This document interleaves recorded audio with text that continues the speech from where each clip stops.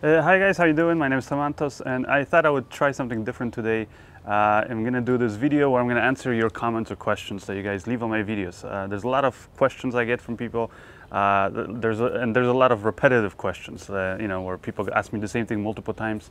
So I thought it might be better to try it out, doing it this way, where I'll answer the questions, so this way everybody can kind of see, and hopefully this way, I eliminate some of those double questions.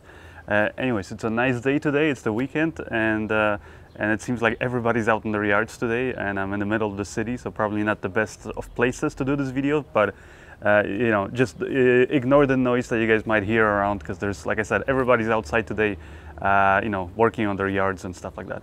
Yeah. All right. So the first comment is from The Dark Knight, 1985.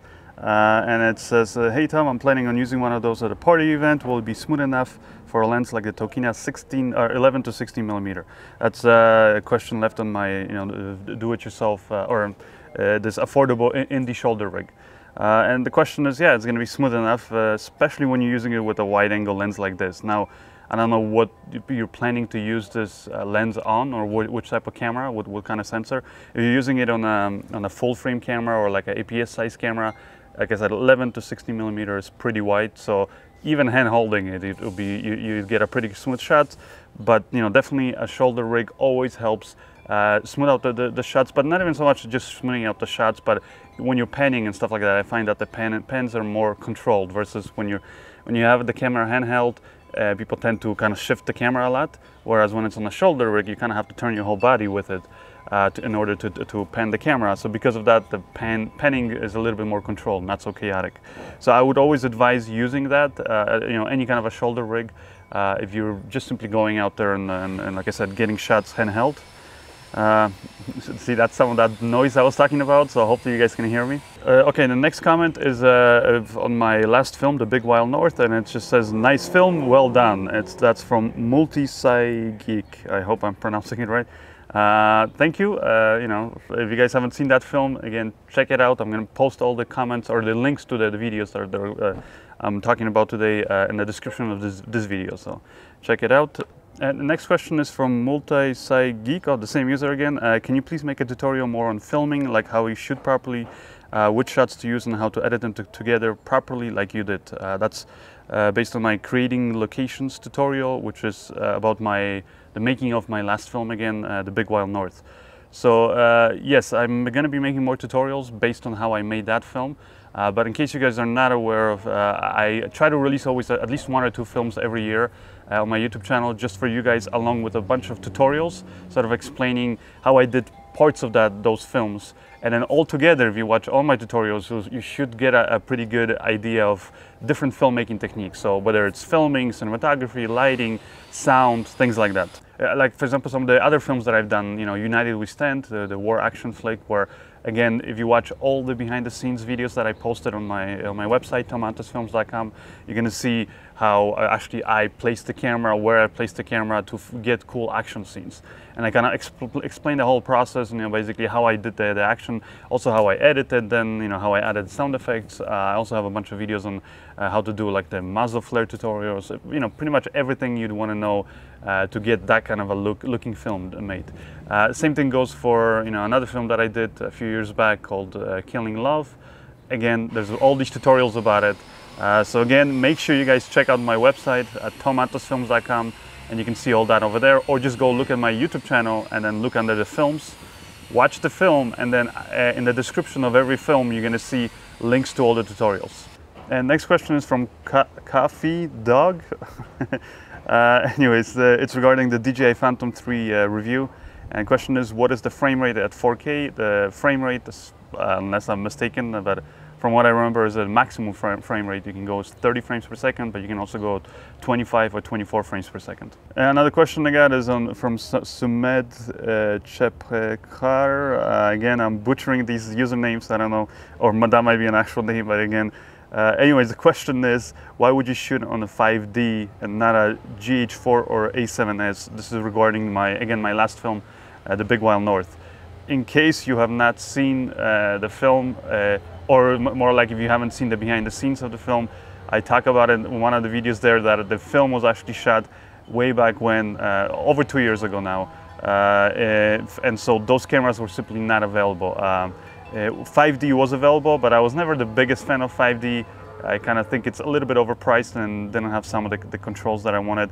And anyways, the camera that I had with me handy, didn't have to spend money renting it, was the Canon 7D. So that's what I shot the film on. And again, if I was shooting that film right now, I would probably use like the GH4 or A7S. Next comment is from Thierry Senon. And it's, man, the color correction is out of this world. Tutorial, please, or is it included in the music video package on your website? And that's regarding the video I shot with the Phantom, the DJI Phantom. Yes, all the tutorials that I sell on my website, including the music video film school or the short film school or the lighting dozen, I show you guys. Like, kind of explain it on there, but again, I'll just say it again. I explain it, like how I get all the shots right from the beginning, meaning how I come up with the ideas, then how I set up the camera, lights, all the camera settings, lenses, and then in post-production, the actual color correction. So yes, I show you now. It's not going to show you the specific color correction for that video, which which I shot with the DJI Phantom 3, but it's just going to show you color correction to the examples and shots that I have that I teach in there in that product. So that would be with regards to those music videos. Another question is from Jose Hawkins. Is this your favorite gimbal so far? That's regarding the All-Steady 6 Pro. It is one of my favorites, but to be honest, I don't have a favorite. There's so many gimbals now, and they all have different kind of purpose, I find. And the ones that I pretty much reviewed on my channel, you'll see that I like things about them, but there's also things that I don't like about them. So the All-Steady 6 Pro is good for like these sort of mid-size and larger cameras, and more kind of for serious work. If I was to do something like a home video or like a little vacation somewhere. Sorry guys, I think somebody forgot to put a muffler on their motorcycle today. Anyways, yeah, so if I was to use, for example, like if I was looking to get a gimbal for some personal use, or let's say I'm traveling and I want to, basically pack light, I would probably take the GH4 with the Came Mini, for example, right now. That's my favorite for that kind of purpose. So really, like I said, there's no favorite gimbal because there's different gimbals for different purpose. Next question is from Josh Helmick. Do you prefer the cage featured in this video or the Cam 3 cage? This is regarding the GH4 and Sony A7S cage. Now the Cam 3 cage, that one is specifically designed, at least the one that I reviewed, for the GH4. So if I were to get a cage just for that camera, then yes, I would prefer the Cam 3 cage. But if you're looking for an overall cage that you can use with, let's say, like I said, the GH4, Sony A7S, or maybe even some other DSLR, then I think this one is actually the better choice. Like I said, it might not fit perfectly every camera, but it overall works with most DSLRs or DSLMs. If you're just looking for one camera, and that's the only camera you're really going to put the cage on, then again, I would get a cage that's specific to that camera, because the chances are then you won't have any obstructions or things, let's say, blocking your battery or your card port. Another question is from Carl Westbrook. It's regarding the DJI Phantom 3 review. Hi Tom, thanks for the great review. Questions, how is the dynamic range on the camera? Your shots are wonderful, but I noticed a lot of blown out sky. Was this the way the sky looked, or did you blow out the sky to get the good exposure on your shots? Again, great review and great looking shots. Thank you. Yeah, the dynamic range, I mean, I don't know really what it is on the camera. I mean, to my eye, it looks around like 11, maybe 12 f-stops. So it's there, it can be definitely used for professional work. Yes, some of the shots were blown out because when I was over the lake, when I would turn the camera one way, obviously shooting, away from the sun, it looked really good with the settings that I had, and I was in manual settings.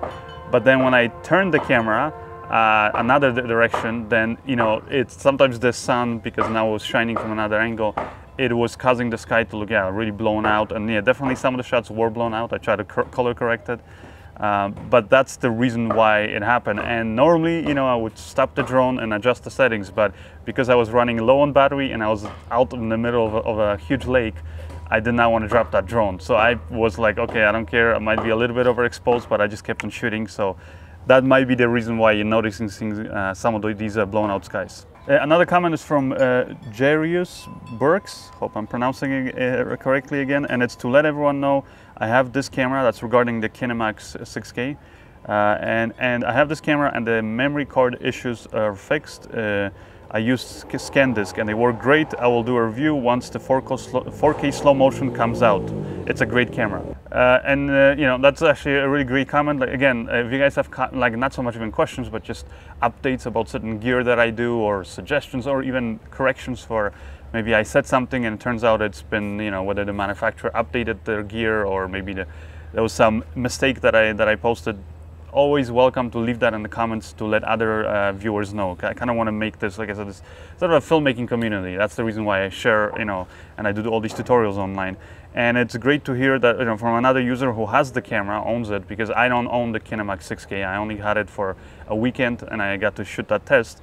And like I said, when I was shooting with it, yeah, I did have problems using the ScanDisk SSDs. So it sounds like that issue has been fixed now. And there's a lot of other cool updates that are supposed to come out for the camera, like the 4K slow motion. So curious to see. Hopefully I'll get my hands on the camera again in the future so I can do an updated video. But until then, you know, look out for example, Jerry's YouTube channel, and hopefully he'll post a review on his channel there. Another comment regarding the DJI Phantom 3 review. Wow, great review as always. Thank you, Tom. I better start saving. And then the question, I guess, is I was wondering how the footage would hold up for grading in Resolve. I'd be able to intercut it between Blackmagic Pocket cinema camera footage seamlessly, right? I don't think you can say seamlessly, because every camera has a slightly different look. Now, can you intercut it? Of course. You know, I've done that war film, United We Stand, where I shot it on, I believe it was 4 different cameras, all the way from GoPro to Red Epic. So, and I cut it together, and you know, and I think most people who are just watching it as a film don't notice and don't care. So definitely you can intercut it. Now, is it going to be seamlessly? Probably not.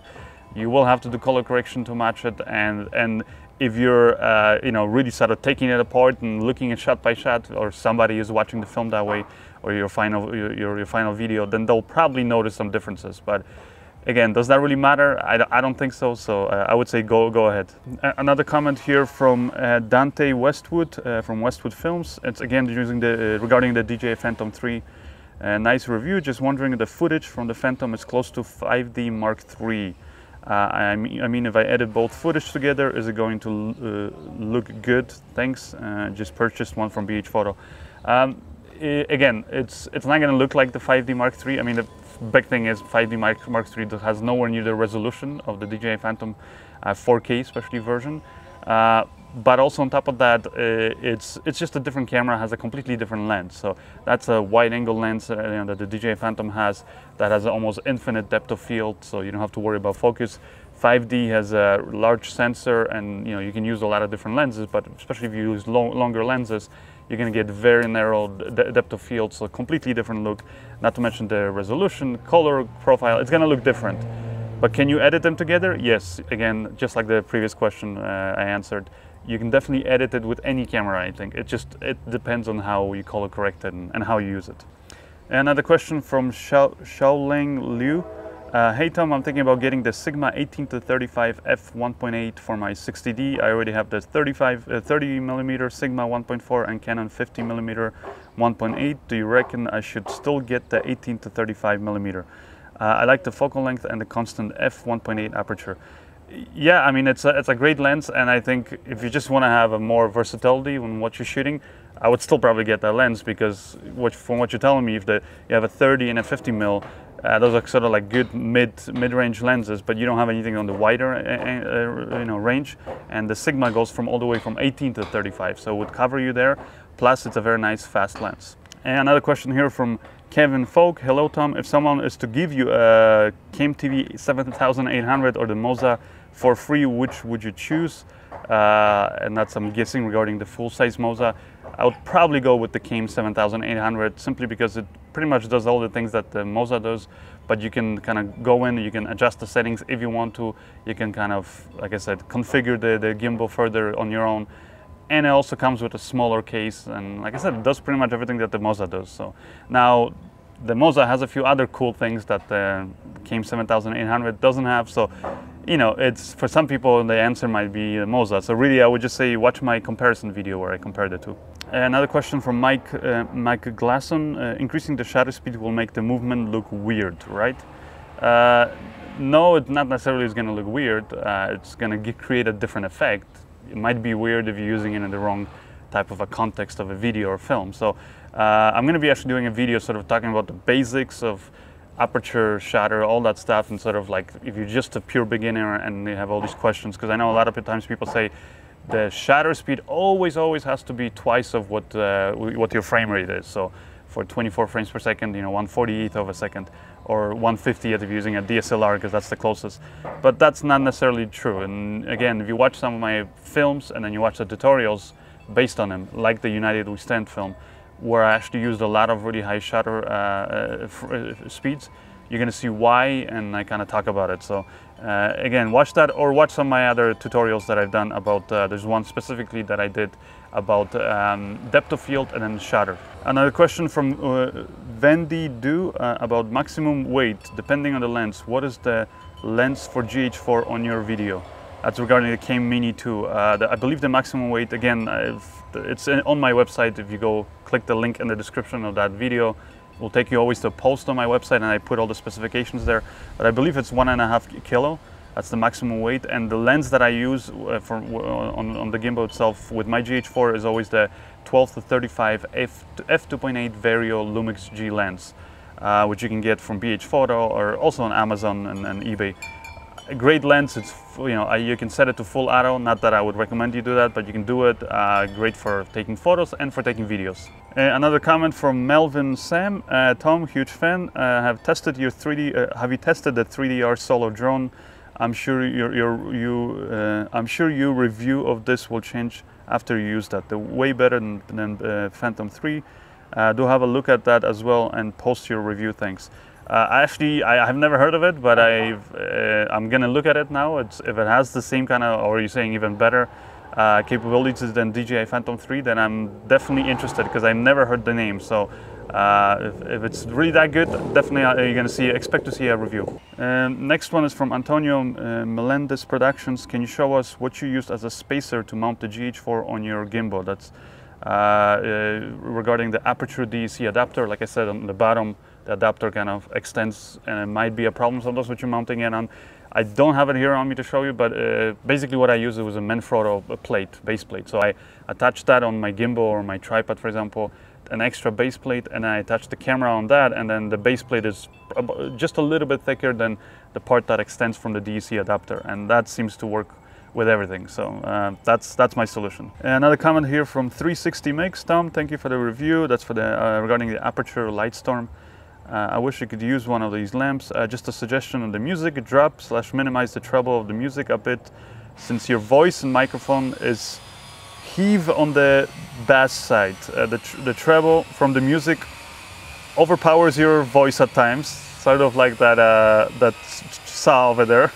Hopefully you can hear me. And cutting the treble on the music will solve the issue. Remember, your voice is the most important part of the review. Thanks again for the review and for considering my suggestion. Thank you, Ashley. To be honest, I'm not a sound expert. I'm a cinematographer, and I try to learn as much as I can. So when I do my indie sort of film productions, I can handle the sound on my own. But definitely, I'm going to try that, and hopefully, it sounds better in the future. So thank you. Another one here from Last Fart, and it's recording the ultimate GH4 camera kit, where I talk about my lenses and things like that. What about pulling focus on the cine lenses versus the non-cine lenses on the 14, 24, 35 and 85 millimeter Rokinon cine lenses? When you pull focus, do they zoom or stay put as a traditional cine lens should? Well, since they're not zoom lenses, they don't zoom. Now they do breathe a little bit. Some of the really higher end cinema lenses will not breathe. It's a slight effect where it seems like the image shifts. It's not an issue, and there's been a lot of huge big budget films shot with lenses that breathe a little bit. Again, it's not a problem. Now, when you're, the difference between pulling focus on cine lenses versus DSLR lenses is that cine lenses have a much bigger throw, so you gotta turn it a lot more to go from one mark to another. Versus cine lenses, sometimes it's just like a tiny nudge of a millimeter or two. So it simply means that with cine lenses, it's a lot easier to nail the focus and kind of be more accurate. Versus with DSLR lenses, because the difference is so minimal, sometimes you might overshoot and then you have to go back, and that's sort of where I would say the advantage of having cine lenses is. Another one here regarding the DJI Phantom 3 review from Bobster986. Hey Tom, great video, thank you. I bought a P3 Phantom, I guess 3, about a month ago and really love it. I suggest using the iPad Air 2. That's what I use. I have a 10-inch screen and virtually no lag or dropout with the picture. I even bought off eBay a great sunscreen made of white leather, black inside, that makes it easier to see outdoors. Happy flying and safe landings. Thank you, same to you, and thank you for the suggestion. Again, I think that's what, you know, if other people can post their suggestions and answers to questions that others leave on my videos, I'll be really grateful. And again, thanks for another tip. Another question from Jonathan Furtando about the Came dolly that I reviewed. How much track comes with the package from Came TV? Their website is horrible with explanations regarding the contents of the package. Also, what prevents the rails from just popping off the spacers? So the rails are actually attaching using a clip, like like a little lever you flip over, so they will not come apart. Now, what comes with the package? It's hard for me to tell because they have different package for different versions. I would say best way is email them. They have a contact right on the website and just ask them what's exactly in this product if it's not clear from the description.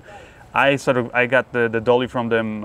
You know, have a sort of a relationship with them where they sometimes suggest things for me, and so I got it at a discount, and also I got it the tracks I got for free. Now I know normally you have to buy each bag of the tracks separately.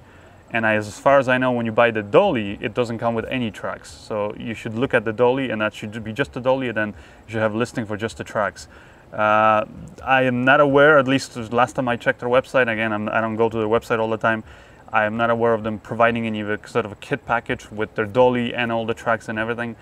But maybe that's changed. You know, different companies, you know, usually update their website. So definitely check them out and just contact them. They have a email contact and telephone contact right on their website.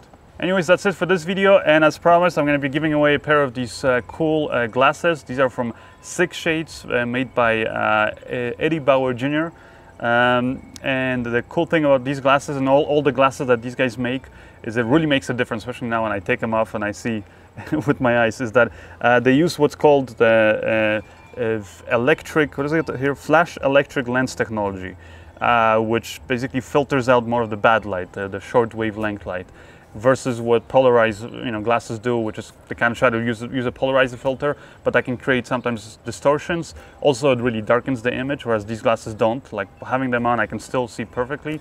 Yet, like I said, it just makes them more comfortable, and they're they're comfortable. I think cool-looking glasses. So if you guys want a pair, all you gotta do is leave a comment on one of my videos, and also you gotta share one of my videos. And at the end, you gotta put the hashtag, which is hashtag Sikk Shades. I'm gonna put on the information on how to get that, you know, in the description below. But again, share one of my YouTube videos. It could be Facebook, Twitter, or whatever. Put the hashtag Sikk Shades, and also put a hashtag maybe so I can find you Tom Antos Films. And then I'm just gonna pick one random one of the users and send you guys a pair of these glasses. Anyways, thank you guys. Hope you enjoyed this video. I'm gonna try to do more of these answer the comments kind of videos. If you like it, hopefully you do.